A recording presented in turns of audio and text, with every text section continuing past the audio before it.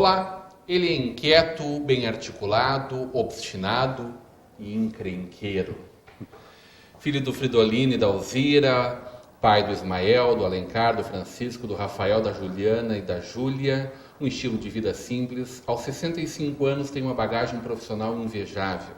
Amante do jornalismo, já escreveu 6 livros, é cronista do jornal NH há 35 anos, comentarista diário da Rádio ABC, repórter e comentarista do programa Pela Cidade, na TV NH, e ainda encontra tempo para curtir todos os filhos e netos. Hoje uma conversa de peso, quase a gente pode dispensar essa apresentação, com Aurélio Decker, o Lelo, que há mais de 30 anos entra na nossa casa todos os dias. Né? Lelo, tu já foi processado, xingado e ameaçado, né? Falta pouca coisa na vida. Bom, é um prazer estar aqui, Rodrigo, contigo, sendo entrevistado. Eu já escolhi a profissão de jornalista para eu fazer as perguntas. Então, não ser levado a ter que dar resposta. Mas é um prazer estar nesse teu programa já consagrado aqui na TV NH. É verdade, encrencas, confusões e tal, ao longo de 42 anos que eu já tenho no jornalismo, e num lugar pequeno, que tem que considerar que se tu é repórter de São Paulo, existe a impessoalidade. Tu fala mal de alguém, tu não vai encontrar essa pessoa, dificilmente vai encontrar. E não. Esbarra na próxima esquina aqui. O cara pega o jornal, eu chego e está lá. Para mim, palma. Então, essa proximidade com os leitores leva a essas eventuais inconformidades. Gente que detesta o que eu escrevo ou não gosta do que eu escrevo. Tem os que ignoram o que eu escrevo, as reportagens que eu já fiz e tal. Tem, eventualmente, alguns que gostam. Mas eu acho que uma característica, realmente, essa expressão que tu usaste, encrenqueiro, ela não é exagerada, ela é verdadeira. E essa pecha que te faz justiça, ela também é bem-vinda. Tu é um provocador, né, Lelo? Eu penso que os fatos são provocadores. Né? A nossa missão jornalista nós somos o tambor. Aconteceu uma coisa, a gente, bum, aconteceu isso, a gente conta. Então, existem fatos que são especiais e que geram ruídos. E como eu sou e sempre fui, e numa época fui mais isso, um intermediário entre o fato e a maneira de contar o fato, evidentemente que eu arranjei uma série de inimigos, pessoas que não gostam de mim, não me suportam e essa coisa toda. Mas isso faz parte da nossa profissão. Eu não escolhi ser jornalista para ser queridinho de quem quer que seja. Eu escolhi ser jornalista porque eu gosto da profissão, eu tenho amor pela profissão, é a melhor profissão do mundo. Mas tu é um queridinho de grande parte dessa nossa cidade, Lelo. Isso é inquestionável. Tem pessoas que me tratam com tanta generosidade que eu às vezes me constranjo. Mesmo, eu acho que até um certo exagero, assim, com algumas pessoas. Mas tem também muitos inimigos, e eu não me orgulho disso, gostaria de não ter nenhum. Mas as reportagens, muitas que fizemos, contrariaram interesses ou financeiros, claro, ou pessoais, e aí o repórter acaba sendo o demônio da história. E quando é que saiu do ar, de cena, o repórter e começou a entrar o articulista, o cara que dava opinião? Eu procurei conciliar as duas coisas, né? Desde sempre. Eu trabalhei, vamos dizer, eu comecei na Zero Hora. A Zero Hora tinha um jornal aqui na região, um jornal diário na região, chamado Jornal dos Sinos, que circulava de Canoas até de Canoas a São Francisco de Paula. Então eu comecei a fazer os primeiros textos, minhas primeiras notícias, minhas primeiras entrevistas nesse jornal. E também crônicas. A primeira crônica que eu fiz, já fizeram um inquérito, eu já tive que ser ouvido lá em Porto Alegre, na regional de polícia, e já deu uma encrenca. Então, foi a primeira crônica. Depois, então fui trabalhar na Caldas Júnior, onde eu fazia crônicas no Correio do Povo, tinha um espaço lá, Crônica dos Municípios. Eu fazia crônicas e também era repórter. E aí no NH, durante 3 anos, eu entrei no NH de repórter, daí eu fui chefe de reportagem, gerente de redação. Aí comecei a fazer crônica e reportagem, além de ser o gerente da redação. Depois passei a diretor de redação e aí sim, já escrevendo sempre coluna no jornal NH. Então era a minha atividade de repórter, editor e diretor na redação era conciliada com o ato de fazer crônicas também. Tu é filho do NH de uma época em que não tinha um Fusca velho, é isso? Eu tinha um Fusca azul, o Fuscão, O 1500, Fusca era teu. era meu. Tu era emprestava meu. ou não? Não, isso? o meu Fusca era o Fusca que a redação tinha. Quando eu entrei no NH, o NH era na Frederico Link, tinha umas 12 pessoas na redação, e os repórteres ganhavam uma passagem de ônibus, então, para ir até o centro, para ir até a prefeitura, ou a Câmara, ou ao Campo do Novo Hamburgo, ou, enfim, a delegacia de polícia e tal. Mas eu tinha um carro já, né? Um Fuscão. E aí, com aquele Fuscão, eu acabava emprestando para os repórteres. Então, durante algum tempo, foi o carro da redação, até que o NH cresceu e tal, e aí, evidentemente, o Deja contou que ele perguntava assim, mas como é que eu vou para lá? E tu dizia, te vira. É isso mesmo, a vida de repórter? Não, tem que resolver? Eu acho que sim, eu acho que ao menos era assim, né? Hoje, é tudo mais fácil hoje em dia. Hoje é mais fácil. Hoje os repórteres têm a tecnologia, têm a internet, o que eu acho que é um prejuízo para o jornalismo, porque se ouve muito na redação, eu mandei um e-mail para o secretário e ele não me retornou. Como se isso bastasse. Isso não resolve. O cara, no meu tempo, ele não vinha com essa. Eu não encontrei o secretário, porque o risco que tinha eu dizer, então tu para na frente do portão da casa dele, quando ele chega, tu ataca ele quando ele desce do carro. Tipo assaltante, hoje não dá para fazer isso, porque eles iam achar que era assaltante. Então não tinha essa de eu não consegui, eu não pude, eu não sei. Qual é o telefone dele? Essas coisas não tinha que se virar. Era assim. Quem está falando é alguém que passava a noite na delegacia de polícia Sim, esperando claro. a notícia. A minha escola era da Calda Júnior, da Folha da Tarde, do Correio do Povo, da Folha da Manhã Esportiva, a sucursal, trabalhei com o Feijó e com o Vinícius. Então não tinha essa, né? Dava um crime, a gente ia atrás, ia com a polícia junto na casa, a gente trabalhava, não tinha horários, realmente não tinha. A gente se dedicava full time para o jornalismo.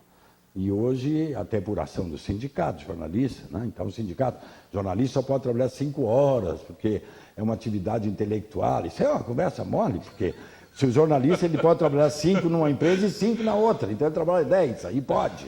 Então, eu acho que essa rigidez que tem, né? Tipo na fábrica de sapato, que era... O cara botava a taxinha e levantava o martelo, daí o cara botava o martelo do lado, né? O taxinha ficava ali.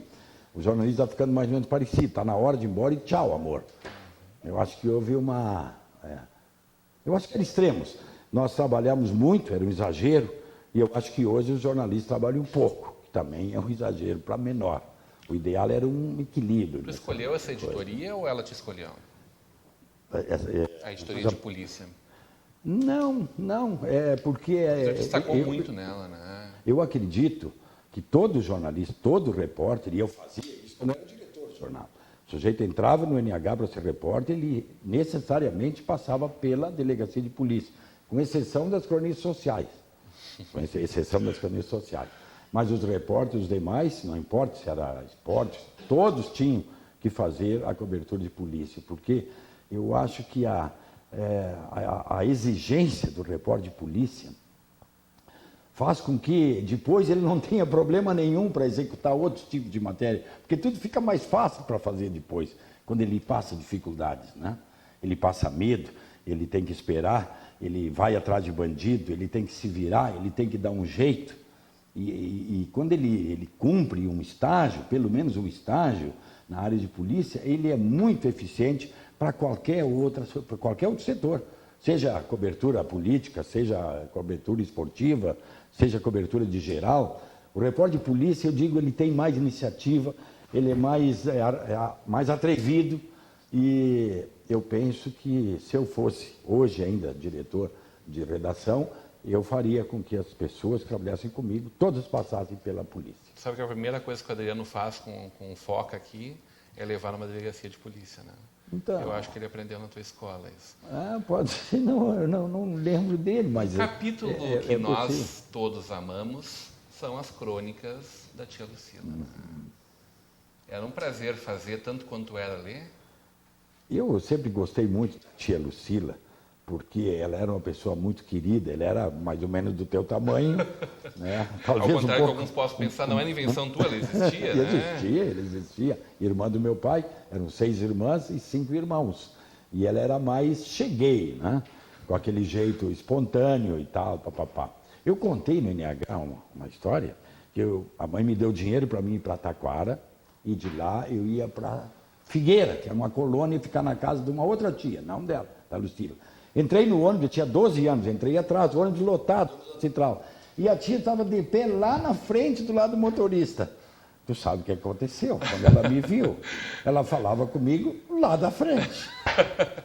Quando o ônibus chegou em Campo Bom, na descida, eu desci por trás. Quando as pessoas subiram, eu desci. E eu tenho a impressão que todo mundo me abanou. Porque ela falava comigo, onde é que tu tá indo correr? E eu, pá, vermelho, de vergonha, todo mundo olhava para trás. Eu estou indo na casa da tia Peta, que era a irmã dela. Onde? E eu, na tia Peta. Fala mais alto! E eu gritando, então os 10 que tomaram conta do ônibus. Eu contei essa história no NH, ali por 1980 e poucos. A repercussão foi tão grande, que eu digo, nossa, comecei então, comentei isso com ela, e fui lá e comecei a conversar com ela, e as conversas que eu tinha com ela, então eu passava para o jornal. Era uma transcrição? Isso. Tu não tinha tanto mérito assim no teu trabalho, Lela? Além de entender onde é que estava o fato. Eu fazia uma seleção daquilo que eu achava mais curioso. E claro, nunca fiz deboche com ela, eu tinha uma relação carinhosa em relação a ela. Ela fez propaganda ao Castelão, que era o maior supermercado de Novo Hamburgo, supermercado. Ela fez propaganda de um fogão a lenha, uma foto dela, então, com uma colher de pau, dizendo que a comida que ela preparava para o Rélio, que era eu, era feita num fogão comprado no Real Castelão. O que eu quero dizer é que ela era a Gisele Bündchen da época, né? De certa forma. Todo aquele corpãozinho dela. Porque ela ganhou um frigideira de cachê. O Real deu um refrigerador para ela nova, um refrigerador novo, então foi aquilo, né? O cachê dela foi aquilo. E tu aposentou ela com ela faleceu, dela, né? Ela morreu aos 74 anos, aí eu parei de escrever. Agora, nesses dias, dia do colono, republiquei no NH a crônica, o censo, e também botei na internet. Eu fiquei impressionado com o número de curtidas que tive na internet, com o número de compartilhamentos e com o número de comentários, uma coisa assim. Então agora eu estou pensando, por sugestão de várias pessoas, não, sonha com ela e escreve. Então, eu vou ter que dar um jeito de explicar bem isso, né? Porque os temas de hoje, Lula, Dilma, o Obama, meu Deus, internet... Será que ela ia usar a internet, Leandro? Eu acho que não. O telefone era terrível para usar, o celular já era uma briga. Estavam lançando o celular e tal, e aí era um horror para ela entender aquilo e fazer funcionar e tal. Eu acho que ela não ia usar a internet. Mas o Lelo descobriu a internet. Sim, claro. Há alguns dias tu me confidenciou que o Facebook foi uma nova descoberta. Foi, eu sempre resisti muito a isso, porque eu sou meio refém à palavra escrita. E agora, já de uns anos para cá, também os comentários que eu faço na Rádio ABC. Então, eu não queria entrar no Facebook, porque, sei lá, quando eu recebo e-mails por causa das crônicas, eu respondo. O cara pode me chamar do que ele quiser. Eu respondo, bom, tá bem, essa é a tua opinião, eu não vou mudar de opinião, mas obrigado por ter mandado a mensagem. E eu fiquei com medo de ir no Face, e está acontecendo, o meu temor era verdadeiro, que eu não poderia, assim, dar uma atenção. Porque a pessoa põe lá, Aurélia, eu vi isso, aquilo, eu gostei disso. E eu não consigo, em função do volume, eu não consigo responder a todos. E aí eu fico com vergonha mesmo, eu fico pensando, será que a pessoa está achando que eu estou ficando exibido, que eu não quero responder, que eu não quero comentar o que ela comentou? Mas é que eu tinha um certo medo de que o volume fosse grande, e ele é grande. Eu fui fazer uma crônica do Jair, que eu gostava muito, nós tivemos 888 curtidas, 115 compartilhamentos, e, meu Deus, eu acho que 110 ou 115 comentários. Então, e aí, poxa, e o que eu faço com essas pessoas? Eu deixo assim? Eu teria que dizer para elas, olha, obrigado, tal. Lelo, então, tu é... Eu resisti o Face até que eu pude, mas estou gostando muito. Tu é quase um chefe de escoteiro, né? Com 6 filhos dentro de casa, é mais ou menos essa história. Tem alguns grandes. Eu já quero que conversar moram sobre isso e muito mais do Jornal NH e dessa trajetória de vida e rir bastante mais contigo, mas isso logo depois do nosso intervalo. Tá bom. Hoje, numa conversa de peso com o jornalista encrenqueiro Lelo, Aurélio Decker.